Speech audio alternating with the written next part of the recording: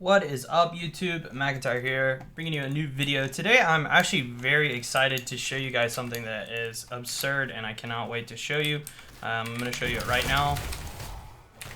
The new Greymane is absolute bonkers. I don't know if it's just absolute bonkers or it just feels absolutely bonkers, but I just don't have words for how strong this currently feels.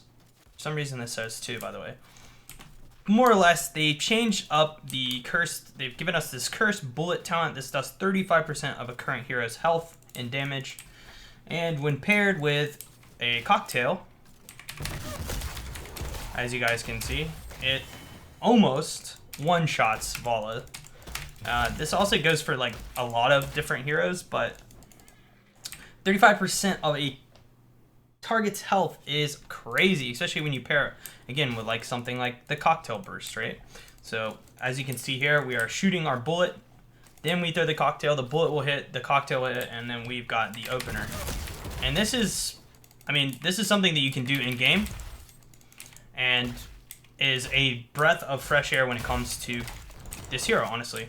The other thing that I really like about it, and this is something that I don't think people know just yet, but now that you watch this video, you're about to learn it, is if you're in Worgen form, okay, and you're hitting them, and you need to chase after them, you can bullet, and when you bullet, your E is immediately ready to be used again.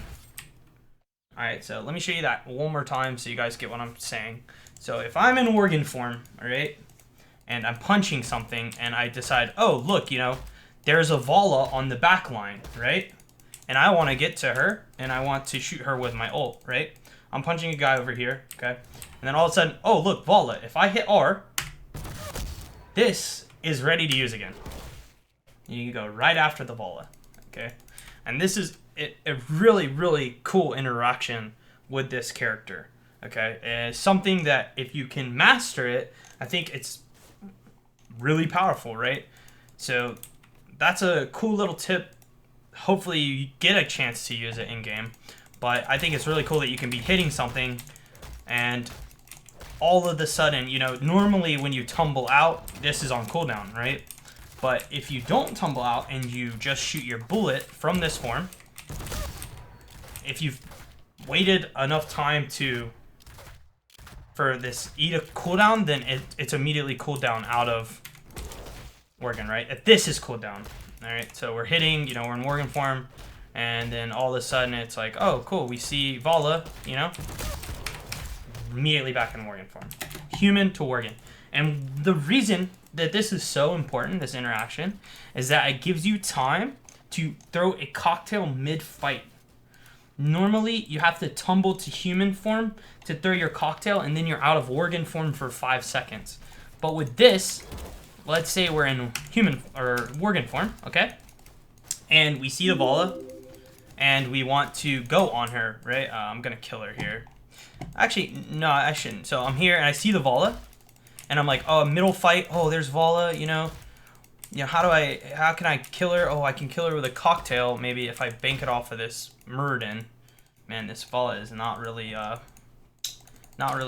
working with it. Let's just hypothetically here. So we see the Vala, and we're like, oh, we can kill her with the cocktail. Let's just say we can kill her with a cocktail from where we're at right now, right? If we curse bullet this target and then throw a cocktail immediately, we can re-Worgen, right? So it's like, and we're back on the target that we're hitting, and the cocktail has now killed Vala. So I think that that's probably the most fun interaction with this ability. But at the end of the day, yeah, really exciting. So I'll show you guys the build now. Really quickly, and then I'm gonna upload a gameplay that you will have a link at the end of this video to go see. But level 1, we're gonna take perfect aim. You can take Wolfheart if you want, but I like perfect aim just because the range a lot of the time will like give you just that enough Kobe strength to get that fadeaway cocktail. It also keeps you safe when you're laning. And the mana refund is fairly good. Like, you never have mana issues with this talent. It feels like if all you're doing is poking. At level 4, we're taking the Overflow. Drought Overflow, which is going to increase the explosion. So when I throw this now, you'll see fairly wide range on the end of that. You can even visually see it here. Level 7, Incendiary Elixir. So this talent is so important, and if you cannot get this talent stacked up, then it's not that good, but once you get it done, like 4 seconds off of this is crazy. Like that makes it a 10-second cooldown. You can just throw this over and over, or actually, sorry, a 6-second cooldown. I was like, wait, no, it's better than 10 seconds. For some reason, it didn't show. But yeah, 6-second cooldown on a poke that does almost 700 damage, or I guess 500. Can't even test it really. But yeah, 500 damage poke on a 6-second cooldown is really good. Every time this hits backline, this is going to make stress on the healer to heal the backline even more. For some reason, I wonder why this says that. That's so weird. I don't know. Level 10, we're taking Cursed Bullet. So again, I've already talked about this talent, but really you can use this talent on CC just the way you would normally follow up. Like, let's say you have a variant and he charges. If you Curse Bullet the target, it's going to deal a lot of damage, and you can just go right into your opener, as I was showing you before, right? So it would be Curse Bullet, Cocktail, E, right? That's your burst. That's your burst damage right there. And if you follow up on a variant, most of the time, if your team's a little bit following up too, you will kill that person. At 13, I personally like Running Wild, so this is going to increase your flight form and your disengage range. So not only can you escape, most of the time when I E, I will like immediately mount up, and you create enough space that the enemy can't get to you. Also lets you do some kind of cool jukes, like let's say I need to get away from this minion, right? I can jump here, kind of create some space that way as well. So just all about space creating. Sometimes I go Unfettered Assault. And On the Prowl is not terrible against tanky front lines. So front lines that are slow you're going to get more value off of this. But because of heroes like Varian and Diablo, these point and clicks, Running Wild's better. But if you're against ETC, Muradin, Joe, people that you can abuse, and they're going to, obviously have to land a skill that requires some talent, then I think On the Prowl is good there. But for the most part, you're going to be playing against these point and clicks, and it's very hard to step up and shoot that front line when they can just stun you outright, right? So On the Prowl against Skill Shot, even ETC is kind of sketchy sometimes. Running Wild against the variants. And then Unfettered is every once in a while. I like it when the other team has lots of slows. This does really well against slows like Jaina and stuff. 16, we're going to take Executioner.